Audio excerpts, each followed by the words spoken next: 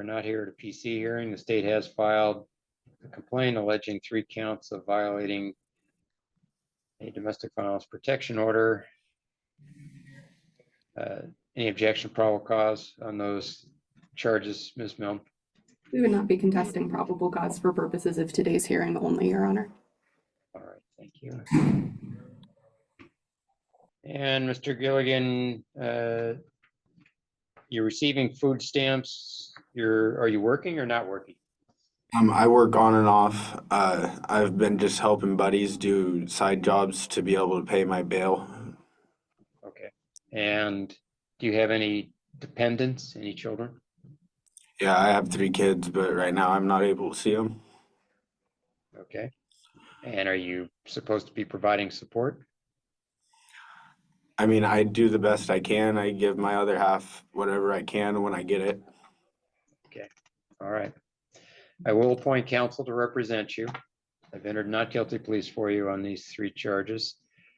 Mr. Lindgren states position on release. Your Honor, this is a very serious case to the state. Mr. Gilligan is charged with 3 counts of violating a domestic violence no contact order. The NCOs at issue here were issued on April 3rd, 2025, and they protect 3 minor children ages 7 to 9. They stem from an active case in Thurston County Superior Court in which Mr. Gilligan has been charged with 1 count of assault of a child in 2nd degree domestic violence, 1 count of assault in the 4th degree domestic violence, 3 counts of tampering with a witness domestic violence, and 3 counts of criminal mistreatment in the 4th degree domestic violence. The PC statement for his Superior Court case alleges that Mr. Gilligan struck a 7-year-old child more than once and dragged them across the room by their leg. That child has a twin sibling. Both were wearing sweatshirts during this episode. Mr. Gilligan allegedly grabbed them both by the hoods and lifted them off the ground, which prevented them from breathing. Both of those children bore obvious physical injuries, and it bears mentioning that the alleged assault occurred because the twins were taking too long to get ready for school. That barely scratches the surface of everything that's going on in that case, but I did bring a copy of the PC statement if Your Honor would like to review it. In this court, Mr. Gilligan, as I've said, is charged with violating 3 separate protection orders that were less than a month old and were put in place to protect minor children. He is alleged to have approached the residence and parked just outside the driveway before being confronted by a concerned neighbor.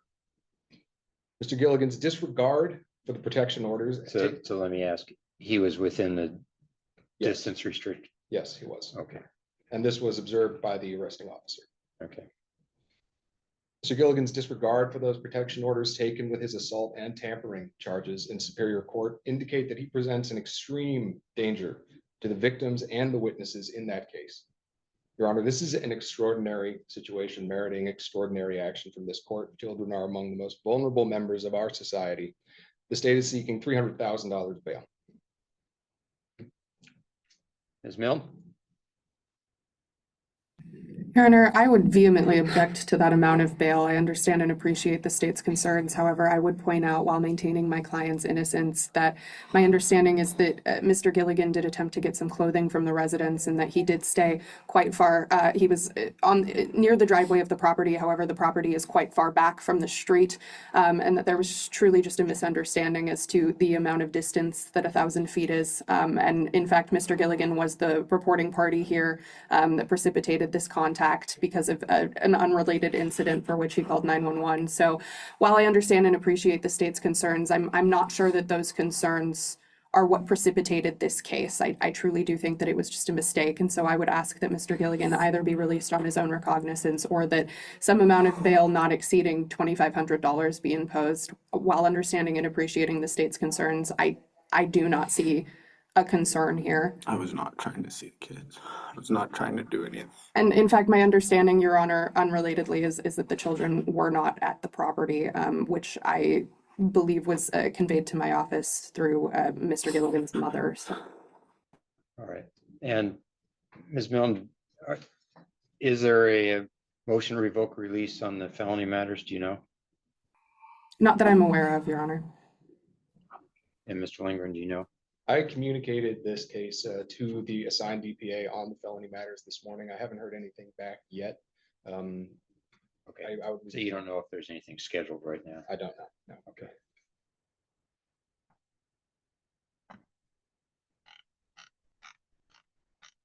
Well, obviously, the underlying felony charges are really serious, and when we have allegations against children, it's never good.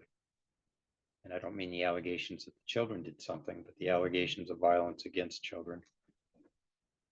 And that somewhat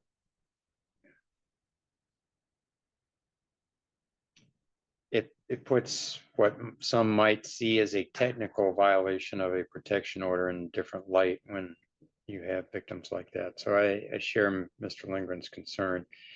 I think the bail request is too high, but I do think significant bail is warranted. So I will hold Mr. Gilligan on $50,000 cash or bond bail. And remind you, Mr. Gilligan, that no contact means no contact, and 1,000 feet means 1,000 feet, and it's not a guess that you're. If you think you're at 1,001, I wouldn't. I'd stay a long, long, long way away from the protected parties.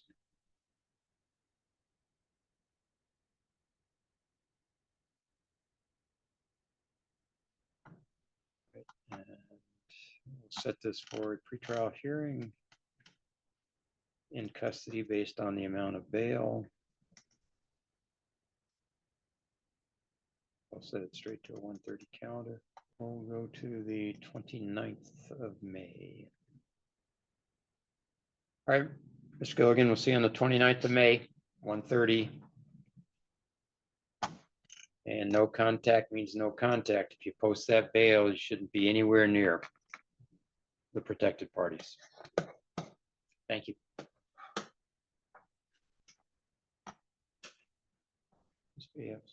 Miss Marina Lowe is on Zoom. I believe she's a 1:45 calendar matter.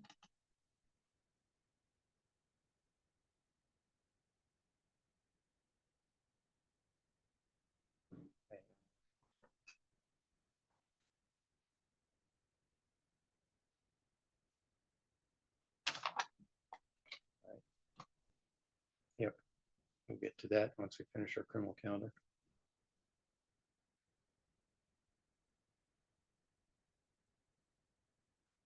Looks like we don't have any criminal case ready at this time.